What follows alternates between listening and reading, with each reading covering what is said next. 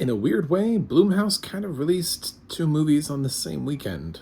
Although, I guess technically this didn't open on a Friday and it didn't open in theaters. Still a Blumhouse production, though. And there's some thoughts here, definitely. So we'll get into that. I'm Mac from MacTheMovieGuy.com, and this is my review of Our Father. I'm a blind film critic. Now, I don't think this matters for this movie. Nothing explodes, so I don't, there are no CGI dinosaurs. I don't know what you're expecting from me. So, it's actually just a Netflix documentary about the true story of a fertility doctor in Indiana who used his own sperm and injected it into his patients instead of whatever sperm that the women thought they were getting, either their husband or a sperm donor or whatever it was him. And all the siblings that, because we have stuff like 23andMe and Ancestry, that they figured it out. Let's just say they figured it out, and now there's a documentary. So I don't know why I'm laughing. This is kind of a horrifying thing, and I feel really bad for the patients. But we got to talk about some things here. First of all, that's kind of the plot. I mean, I don't really need to unroll the plot of the film for you. I don't need to explore the first act of the film is, and then the second act, and the third film. It's just, it's not. That's just, it is. It's what it is. So we can get right into it. Things that concern me about the film. I'm concerned, and this is not a film this is not the problem of the film. I'm concerned that he's top billing on IMDb. I feel like that's a weird thing, considering it's making a documentary on John Wayne Gacy or something, and then John Wayne Gacy gets top billing for the documentary. I mean, I get that it's about him, but can we please put somebody else at number one? Because it feels like he's starring in the film, and decidedly the film is not from his perspective. Very much so, it's not from his perspective. It's from the perspective of his children. So, that was really weird for me when I went to IMDb, and I was like, why does Robert Klein have top billing in this documentary? How much footage did they use? And that's probably the one thing that was confusing for me, was the flashing back and forth between these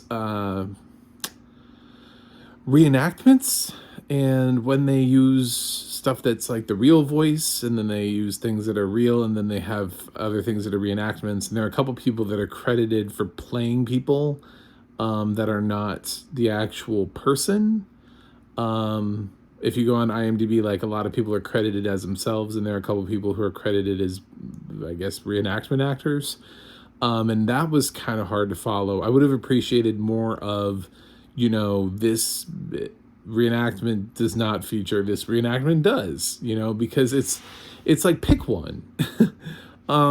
First of all, they shouldn't have to reenact their own segments.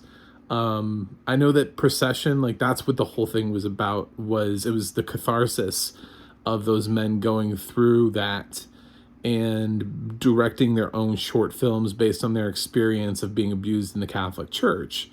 That's what the film was about, was them. So if they chose to participate in their own little shorts, then that was, the whole film was about them making those films. So it was a film about making films, but it was also about, the catalyst was that this Catholic Church thing. So that's why it was okay. Here, it's just, why are they participating in anything other than talking heads? It was just sort of odd, and I couldn't quite follow. And that's why I'm wondering, why is he credited at all? Why is Robert Klein in this documentary? Who interviewed him? Why? I assumed it was all just audio interviews of Robert Klein. I didn't really think that he was in it. I don't know why he has top billing. I'm very unsettled by the fact that he has top billing for this film, and it's bothering the shit out of me, to be totally honest, because now I feel like I want to go back and be like, is that actually him, or is that just his voice? Every time I heard what I thought was his voice, I just assumed it was his voice. I was like, nobody actually, this dude didn't actually like sign up for the documentary, right? Like, he's, first of all, he's old as hell, and he's been denying these charges for years. You know, I mean, like this whole thing, and like, but then there's like parts where you're like, is it him? I'm speechless. I really don't know what to do, because like my grade for this film ultimately is going to be affected by the fact that I think he's actually in this documentary, and I don't think that's appropriate. I man, you know, I just don't think that the victim should be in the same documentary as the victimizer being able to give his own thoughts and opinions on things. I'm not really sure that's where we're at in life. You know, I remember seeing Attica. That was a great documentary, and guess what they didn't interview? They didn't interview any of those prison guards that ran in there and beat the shit out of everybody, and you know, to be like, oh, I was one of those guards, and I went in, I smashed faces. That's what I did. I was supposed to do. You know, it's like, come on now, like, read the room. Nobody wants that. Nobody wants to hear from him in that capacity. You know, and why does he have top billing? I know that's an IMDb thing, but like, how do we change that? Why does he have top billing for this film, and how can we fix that? Because I don't want to like this film because of that. If it feels icky, like the whole thing feels icky because of that. I would not have used him. It's a weird directorial choice. I thought they were just using it for purposes of like they got his recorded voice. I did not actually think he was physically in this film, but the fact that somebody bothered to submit him, because that's the thing, is you have to submit your credits to IMDb. IMDb is not just fucking all-knowing. They don't just, you know what I'm saying? They're not just some like sentient computer power that just like reads your thoughts, and they're like, there's a movie being made right now with Tom Cruise and Bruce Willis and Timothy Chalamet, and now we're creating an IMDb page for it. You know, that's not what happens. Somebody actually had to type his name in and submit it to IMDb. Who did that? And then who decided that he should be in the top 4? And then who decided that he should have the first spot? Who's that person? And if they work for the film, why? Why does he have that spot? So, cause it's definitely gonna affect my grade. Like this, absolutely. I'm like grossed out and offended that he has top billing on this documentary that is decidedly about him, forcing his sperm into situations in which it should not have been. So that's that. The second, other than that, and me just coming out of, like, I was like, oh, this audio description's fine, and then I came out of it and I looked at IMDb, I was like, what? So no, I don't know that the audio description is fine, because of that. I do want to tackle something though that I've seen, at least in another critical review, that I actually did like, because it reminded me a lot of the gut punch you get at the end of Spotlight, and somebody said that they felt like it was really dehumanizing to have them numbered. I actually thought that was one of the film's strengths, was to keep reminding you that the number keeps going up, you know, because it sort of interviews them and it's like number 1, and then before you know it, you're at like number 24, and then you're at in like the 30s and the 40s and the 50s. So the fact that that number keeps increasing, you're like, my God, when does this number stop? You know, like how many kids are there? Unless you like know intimately about the case and you knew the answer to that question, which I'm sure that there are people that do. But that was what I thought was, because that's what is shocking about it, is how many times he didn't just do it once. You know, he didn't just slide in and one person found out about it. You know, he wasn't like aching for a kid and, you know, made it happen. No, he did this repeatedly, an insane amount of times. And there's a bunch of people who are now related because of this, but are not related to the people they thought they were related to. So that's what's shocking. And it reminded me of Spotlight at the end of the film when you get to Spotlight, because you think it's like just about those churches. And then it lists all of the other churches where they've moved priests around, Catholic priests around, and other dioceses. And like you see the first screen, right? And it's like, it's already like a list of, it's a pretty huge list. And then that screen changes and you're like, oh my God, there's more. And then I think it changed at least one more time. I think there was like 3, maybe 4 screens worth of cities. And I was just sitting in the theater going, oh my God. And that had such an impact because you didn't know when it was going to end. And the list looks so big, and then it kept going. And you're like, how many are there? Oh my God, this problem is huge, you know? So that's what works in this film's favor, is actually because they're not just numbered, they're not anonymous. You do know what their names are. So that critic definitely failed to point that out. That, you know, he made it sound like that they all just walked around and be like, hey, what's up? I'm 51. Oh, I'm 24. You know, like, no, they don't do that. They legitimately, they also have names. Obviously, not all of the kids participated in the documentary, which makes it kind of interesting to know why certain kids. But hey, it's their private life, and if they don't want the world to know their private life, that's fine too. They were interviewing a woman towards the end of the film who I think felt really uncomfortable having to tell her story. As you know, not everybody wants to come forward and let the world know in a documentary that they were a victim. And they bring up a lot of good points about, you know, they had these children, they had dads who raised them, and that they spent their whole life thinking this is my father. And then they found out that this is not my father. So how do you protect that, relationship and that feeling, and also make sure that this guy stops doing it and never does it again and is punished for something he never should have done in the first place. So it's a struggle, and I get that, but man, I would, the reenactments and the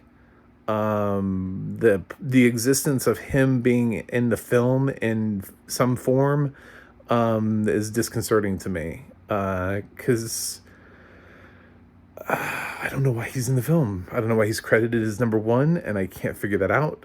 His voice is heard several times in the film, and if at any time he was interviewed for this film, I'm very disappointed. This is not like you know, you don't have to interview everybody for a documentary. That's not what this is. You don't need to show both sides of the argument. There is not another side to this argument.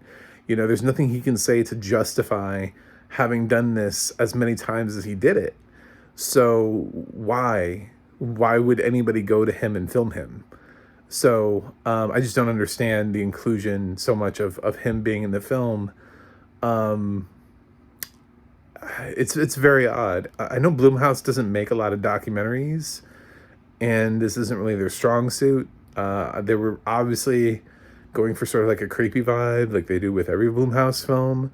But Blumhouse, however you want to say Jason Blum's name in his company, whatever.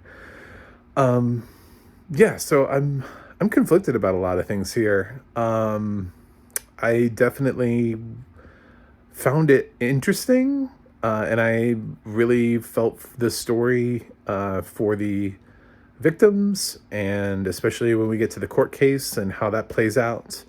The only existing court case for this whole thing that was just incredibly disappointing and underwhelming. I don't know why this isn't getting good reviews. Maybe it's because everybody feels the same way I do about the reenactments. Maybe because they did actually interview Robert Klein, and a whole bunch of visual critics are seeing him on the film, and they're like, why is he being interviewed? So I don't know, but I'm in a weird place trying to figure out what to actually grade this film on. So yeah, I already touched on the audio description. In general, I think the audio description is like a mixed bag, because I think it's fine in that it tracks, for a documentary, which is mostly just talking heads. It doesn't have to do too much. And it already sort of describes, I mean, all the kids describe themselves as blonde hair, blue eyes. So, I mean, they do a good job audibly describing themselves. I don't know how much more you would set up the talking heads portion of the documentary. There were times where multiple of them were on the screen. There was one time where they just sort of wrote it off as being like a group of the kids. And it would have been nice to know which ones, especially considering it only seems like two of them talk. I feel like if there were only two of them in that scene, why didn't we just know which two it was? You know, that would not have taken, would have taken about the same amount of time to say two names instead of, you know, a group of them. So, and then of course, now I realize, now I look back on the whole thing and I question every single reenactment. You're warned at the beginning that that happens, but you don't really fully comprehend and understand the severity of which, at least I didn't until I looked at IMDb. It was like, why does he have top billing? So, I'm all over the place with this. I'm sorry, I can't give you a better cohesive thought on this. I think it's an incredibly interesting story regardless, and I think more people should know about it. These are victims that are trying to tell their story, and that's the most important thing here. When critics are talking about, you know, what do we do with this? Do people watch it? Is it good? Should you take the hour and 37 minutes out of your day to watch Our Father? And what I would say to that is, it's a story being told by victims who have not been able to get peace. They have not been able to find the sort of legal roads that they have sought to be able to get the sort of justice that they feel like they deserve. And the bare minimum that I think we can do is to just make ourselves aware of this sort of thing. As the documentary will let you know at the end, he's not the only one that's ever done it. He's just the one that's done it the most. And because of these kids all coming from Indiana, they worked really hard to pass a law in Indiana, but there's no federal law protecting you in any other state. From protecting you from your fertility doctor going into the room, masturbating, and then putting in his stuff inside of you, even though you think you're getting something else. You know, you might think you're getting your husband's semen, but technically that's not rape. So the documentary goes into great length to determine, and even brings in the prosecuting attorney and explains why he couldn't charge him with rape and why it's not. So if that disturbs you, then this documentary should at bare minimum light a fire, for all the people who think it's gross and icky that this dude is doing did what he did. And to keep it from happening ever again and making it officially illegal. It's like one of those things where it's like, well, you didn't tell me I couldn't.